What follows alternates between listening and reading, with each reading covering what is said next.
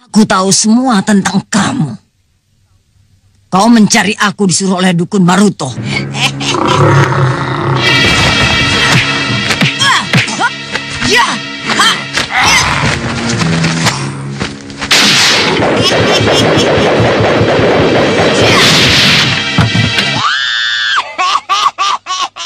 Melanjutkan cerita film misteri Gunung Merapi.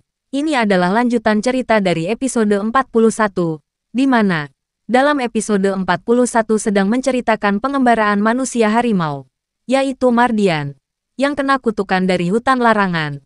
Pada saat itu Mardian sedang mencari orang pintar untuk mengembalikan kutukan tersebut, sebagaimana yang telah diceritakan di episode 41, bahwa Mardian sedang berada di rumahnya Kimaruto, dukun sakti di daerah Kudus.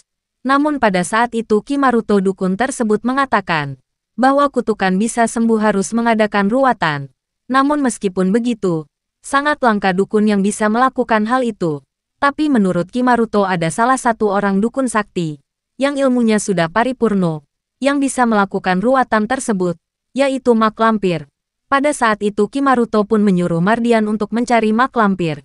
Ki dukun Maruto pun menyuruh Mardian untuk menuju ke arah utara, tepatnya menuju arah lereng Gunung Merapi. Pada saat itu Mardian pun berangkat menuju mencari mak lampir, dengan rute melalui daerah Jepara.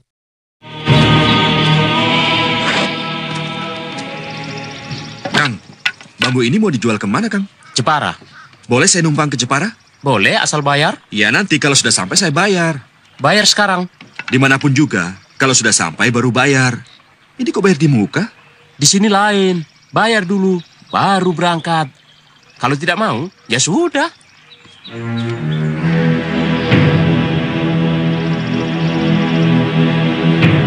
Pada saat itu Mardian pun merasa kesal dan emosi kepada sang pemilik rakit.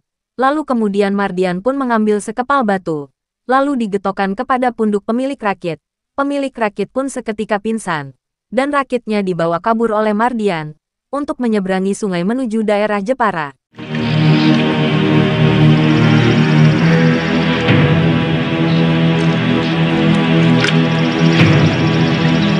Di sisi lain, Sembara pun yang sedang memburu harimau jadi-jadian mendatangi Ki Dukun Maruto di daerah Kudus. Namun kedatangan Sembara terlambat. Mardian sudah pergi 10 menit yang lalu. Mardian? Ya, Ki. Namanya Mardian. Saya duga dia kemari untuk menanyakan dirinya yang terkena kutukan siluman harimau. Sekarang dia kemana, Ki? Aku suruh dia jalan ke utara. Mungkin ke Jepara. Kalau dia masih hidup, korban akan terus berjatuhan, Ki. Tapi kalau dia bisa menemukan mak lampir, dia akan tertolong. Singkat cerita, setelah sekian lama Mardian berjalan, sampai di sebuah rumah tua, Mardian yang telah lama berjalan pun merasa lelah dan capek. Ia pun ingin beristirahat untuk menghilangkan capeknya di rumah tua itu. Rumah tua itu sangat kumuh dan kotor. Bahkan rumput-rumput pun sudah menjalar ke dalam rumah itu. Namun atap masih utuh, belum ada yang bocor sedikit pun.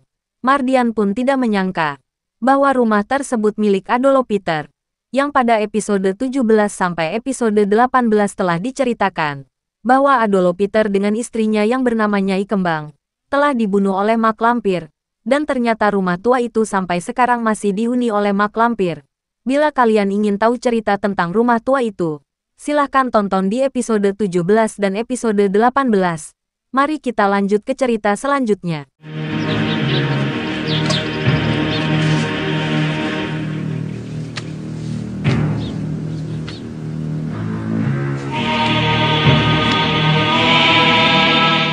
Setelah lama Mardian menelusuri lorong-lorong rumah tua tersebut, Mardian pun menemukan sebuah foto pengantin cantik yang terpampang di sebuah dinding, yang tiada lain yaitu foto Nyai Kembang, yang pada waktu itu baru pengantin baru dengan Adolopiter telah dibunuh oleh mak lampir.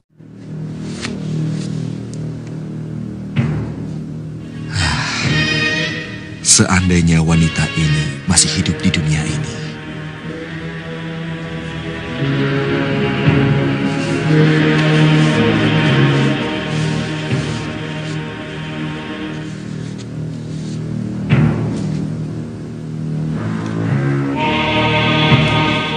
Mardian pun pada saat itu membayangkan waktu di pelaminan dengan Parida. Selanjutnya, kini Mardian yang tampaknya sangat capek.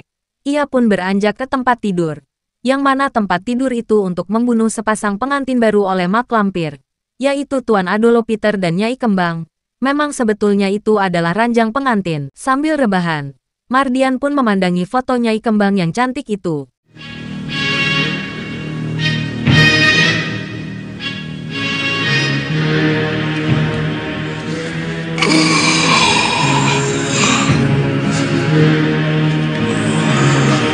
Ya, Mardian pun pada saat itu ketiduran, karena memang badan terasa lelah.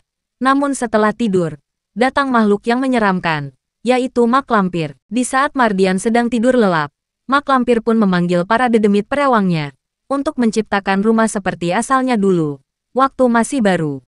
Kau sudah menemukan yang kau cari, anak muda. Tapi apakah kau mampu melawan godaanmu sendiri? Untuk melenyapkan kutukan penghuni hutan larangan itu.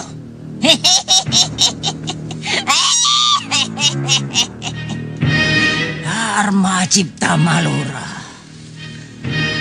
Para lelembut, bekerjalah untukku.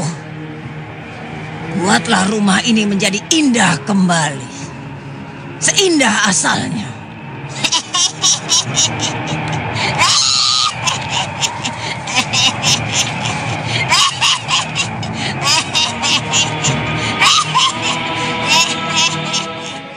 Tidak terasa, malam pun telah tiba.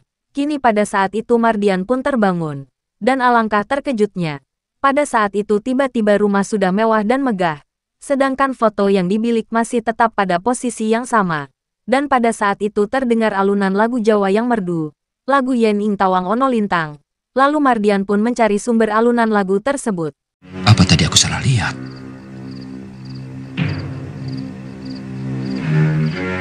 Mungkin aku kecapean.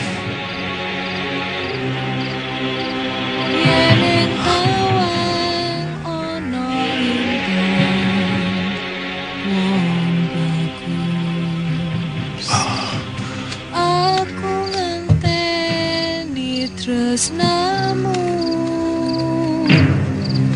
kelawan mega ing akoso.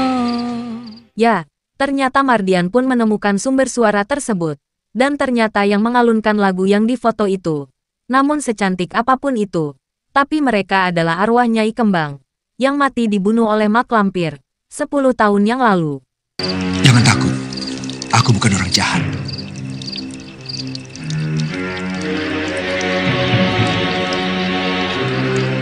Ini rumahmu.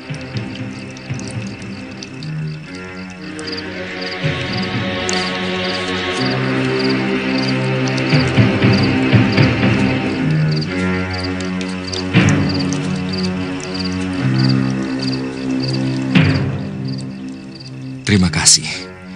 Aku Mardian. Namamu siapa?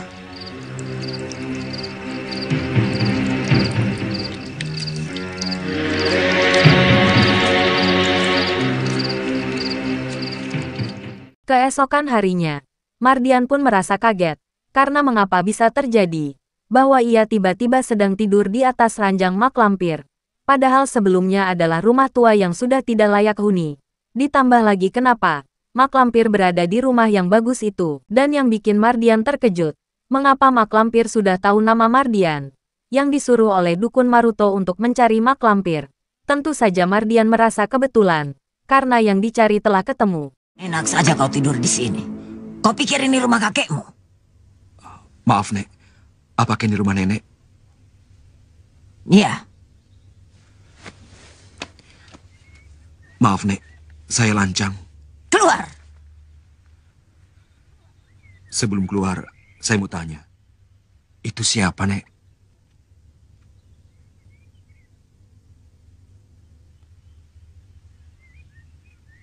Cucuku Nyai Kembang. Cucu nenek. Boleh saya bertemu, Nek? Mau apa? Ingin berkenalan. Sebab tadi malam saya bertemu dengan dia.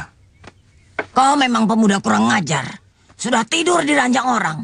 Lantas cucuku mau kau ganggu? Saya tidak Kau yang bernama Mardian, bukan? Nenek tahu nama saya. Aku tahu semua tentang kamu. Kau mencari aku disuruh oleh dukun Maruto. Kalau begitu, nenek adalah mak lampir. Ya, Mak lampir, engkaulah dukun yang paling sakti. Hanya mak lampir yang bisa menolong saya. Tolonglah saya, Mak. Bebaskan saya dari kutukan penghuni hutan larangan. Mardian si manusia harimau pun merasa sangat bahagia. Karena setelah beberapa hari berjalan mencari keberadaan mak lampir, akhirnya pada hari itu ketemu juga.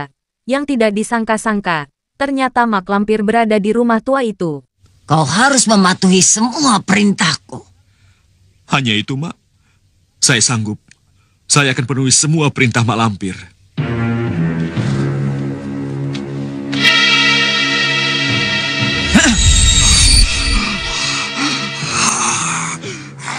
Ya, Mardian pun akan menepati janji yang ditetapkan oleh mak lampir. Pada saat itu mak lampir pun mencoba untuk mengeluarkan hodam harimau hutan larangan tersebut, yang bersemayam di dalam tubuh Mardian. Namun meskipun begitu, harimau hutan larangan pun tidak terima, sehingga terjadi perlawanan dengan mak lampir.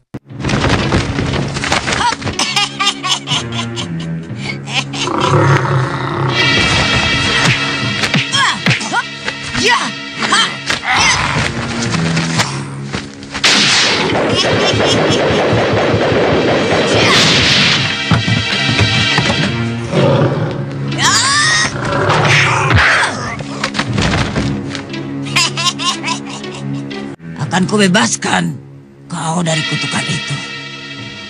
Tapi setelah itu, kau akan menjadi budakku. Kini menuju ke Parida, yang berhasil lolos dari kedua orang penjahat yang mengeluarkan Parida dari istana penjagaan Kibadirun. Pada saat itu Parida sedang menjual cincin batu giok bertuah di sebuah pasar di Jepara.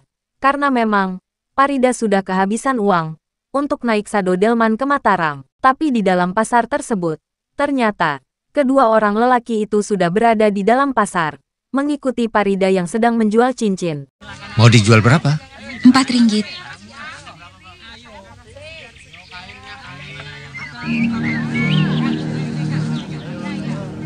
Setelah cincin diperiksa pembeli dinyatakan bagus. Sang pembeli pun tidak menawar lagi. Karena memang cincin itu bagus dan bertuah. Apalagi dengan harga yang murah. Cuman 4 ringgit saja.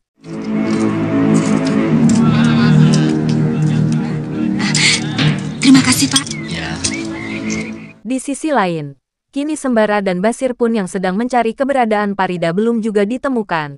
Sabab, Sembara semenjak bertarung dengan Kibadirun seminggu lalu, berpisah dengan Parida, dan hingga saat ini belum ketemu lagi dengan Parida. Kemana lagi kita harus mencari Farida? Semua tempat sudah kita jelajahi, tapi tidak berhasil menemukan Farida. Apakah dia ditangkap lagi oleh siluman lainnya? Mudah-mudahan tidak. Jangan-jangan dia sudah pulang ke rumahnya. Tidak mungkin, Sir. Farida sudah tidak mau lagi bertemu dengan ayah dan budenya. Ke sana tidak, ke sini tidak. Ya, asal tidak dibawa Wiwi Gombel sajalah. Sampai di sini dulu alur cerita film Legenda Gunung Merapi untuk episode kali ini. Mari kita nantikan di episode yang akan datang. Terima kasih.